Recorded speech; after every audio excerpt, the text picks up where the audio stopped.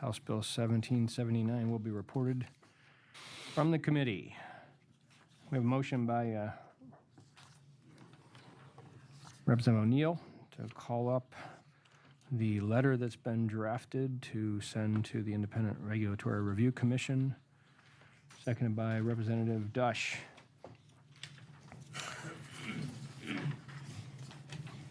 We sent this letter out to everybody yesterday afternoon. I assume everyone's had a chance to read it.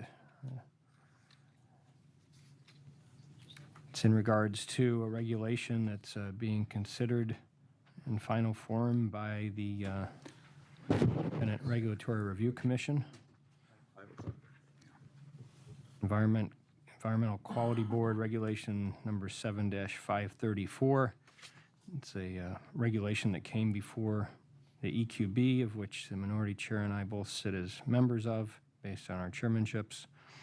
And during that committee, I had raised the issue that the DEP had not complied with the law as they're required to, and it's outlined in the letter for you, and that the regulation should not be passed by the EQB as a result of the DEP not complying with the law. Well, I lost that vote.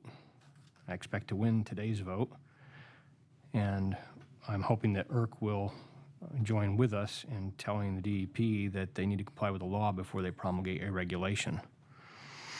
I'd spoke with the attorney for the EQB, one of the DEP attorneys, after the meeting, and after a few go-arounds with him on the way that things were being phrased, he admitted that, yes, we need to tell the DEP to do a better job in the future. Well, I don't think we need to tell the DEP just to do a better job in the future, but I think we need to tell them today to do a better job, that they should not be promulgating regulations when they've not complied with the law in putting forth that regulation. So just for everybody's recollection, last week we had an informational meeting on these regulations specifically that were being proposed, and the whole scheme that Representative Vitale outlined, and they did this, they did this, they did that, they did this. Well, it doesn't matter what they did when they didn't comply with the law.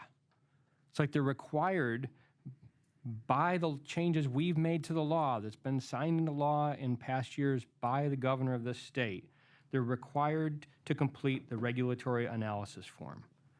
And one of the questions that they're required to complete in this by statute, this is required under statute, they did not even try and answer it. ERC had told them that they should try and answer it when they'd reviewed them initially. And then they thumbed their nose at ERC, they thumbed their nose at the legislature, at the people of Pennsylvania, at the law of the land, and just gave us a flat out, no, we won't answer that question. We won't complete the form as we're required to under the law. That type of arrogance out of the bureaucracy should be unacceptable to members of both parties, because the next time that it's done might be when the shoe's on the other foot for an issue that you care about, but you should care about the law overall. You know, it's not just Republicans that should care about abiding by the law. You know, when you're out there crossing the street and it says don't walk, Republicans shouldn't be the only ones that stop at the crosswalk and say, I'm not going to jaywalk, I'm going to abide by the law. Democrats should too. Just like Democratic administrations should abide by this law when proposing regulations. Now, part of what was brought up last week that I think that your constituents might be interested in is that what they're basing these criteria on is on some criteria put out by the federal government that we don't necessarily have to use in every state, but they give states flexibility to use that as kind of a guideline and then adapt their own. And some states are choosing to go their own direction and adapt their own criteria.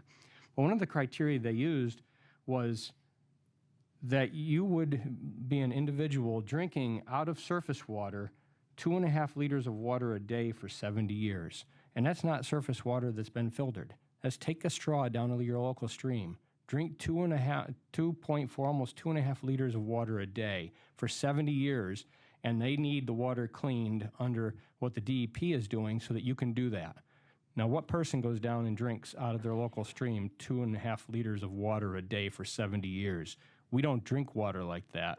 In America, we actually filter it And if you do drink it straight out of a spring, normally you have, as my uncle had many years ago, a spring house that actually protects your spring from getting contaminants into it. The other was that they also set us up as a Great Lakes region for the whole state. I mean, we've got a little piece of Lake Erie up in Erie, in that area of the state. And the whole state shouldn't be falling under the Great Lakes region for what types or amounts of fish they'd expect you to consume every day in your diet. That whole excuse, Representative Vitale, is just nonsense. Under the law, we require this form to be filled out by the agency. They have no excuse, nor are they allowed to disregard that because Representative Vitale thinks it's too broad a question.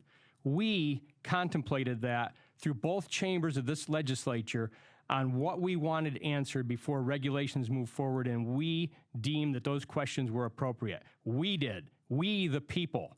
We, the people's representatives. We passed a law. The DEP did not comply with it. Your analysis of the vote, there was not one person that spoke up when I raised the issue of violation of the law. Not one person spoke up at that meeting and said I was wrong. Not one person spoke up and said I was right. There was silence. There was crickets that could be heard. Well, not really crickets, but you could have if they'd been there.